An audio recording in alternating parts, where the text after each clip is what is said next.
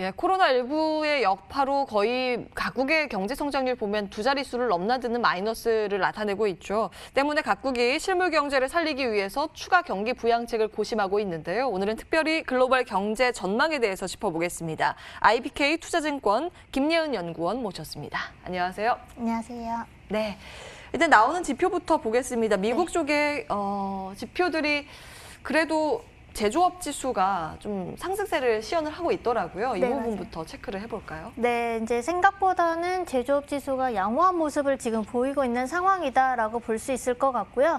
이번에 이제 발표된 8월 지표 같은 경우도 예상치보다는 이제 상회하는 모습을 보이면서 투자 심리에 긍정적인 영향을 미쳤다라고 볼 수 있습니다.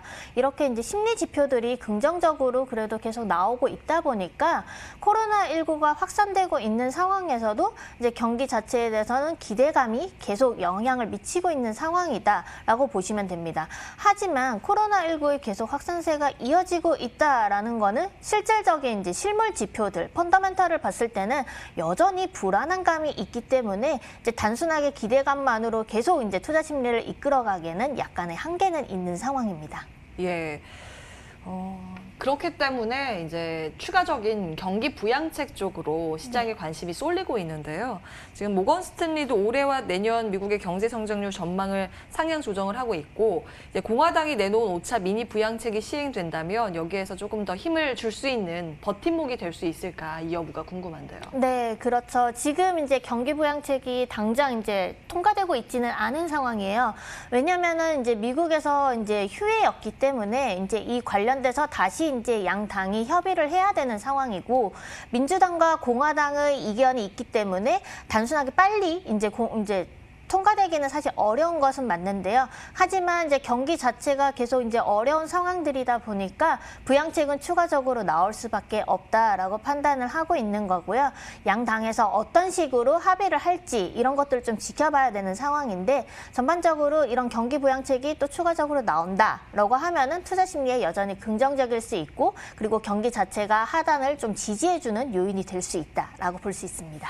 그 합의되는 수준이 한 어느 정도 나와야 시장에서 좀 네. 힘을 줄 수 있을 정도의 규모일까요?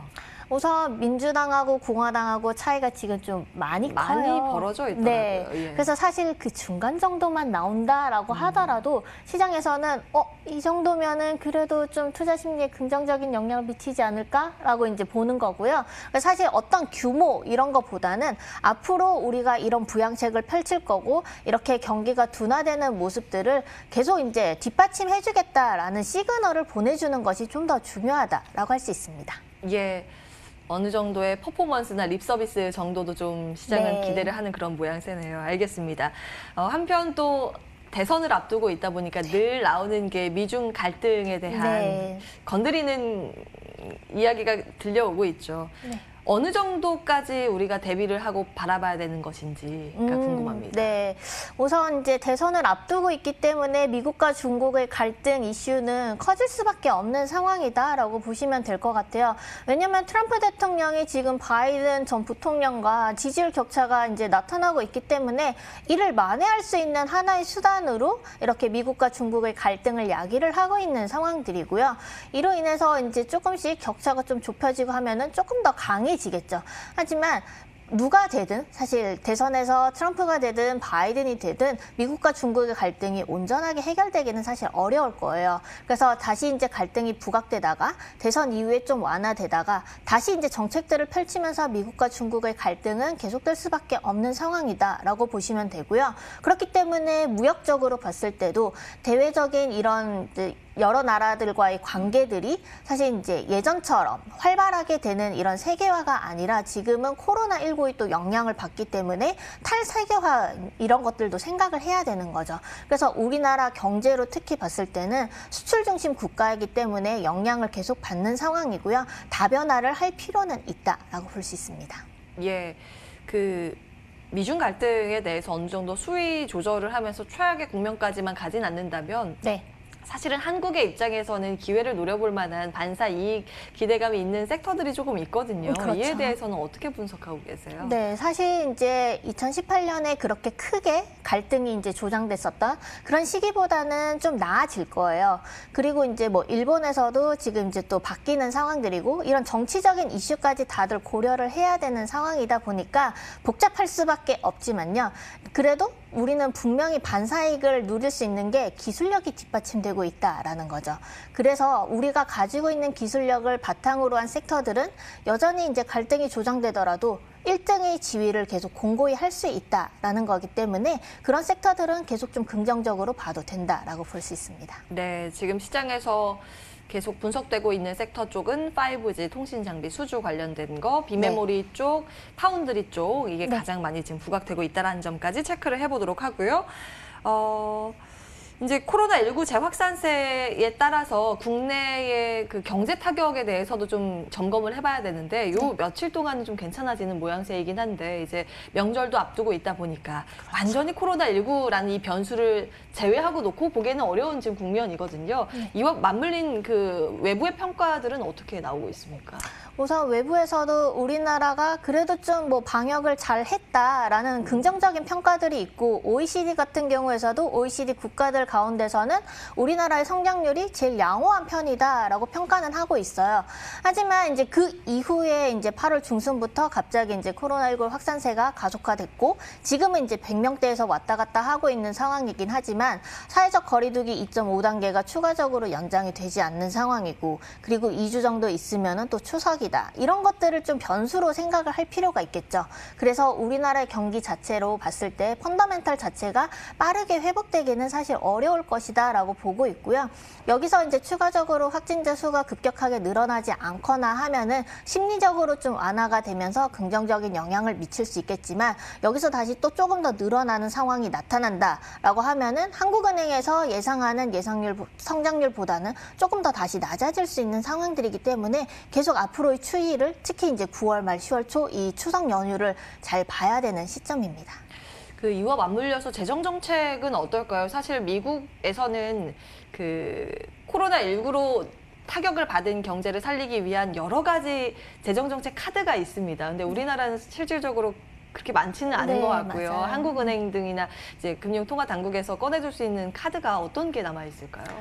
우선 우리나라에서는 뭐 금리 인하 뭐 가능성이 있지 않을까라고 하는데 금리 인하는 사실 어려운 환경이다라고 보시면 될 것 같고요. 쉽지는 않죠. 네, 예. 다른 이제 국가에서도 미국에서도 금리 추가 인하할 수가 없는 상황이고 ECB 같은 경우도 추가 인하가 어려운 상황인데 우리나라가 여기서 추가적으로 인하를 한다라고 하면은 약간 정부의 정책을 생각을 했을 때 그런 것과도 지금 이제 사실 대비되는 거기 때문에 금리 인하는 사실 어려울 것 같고요.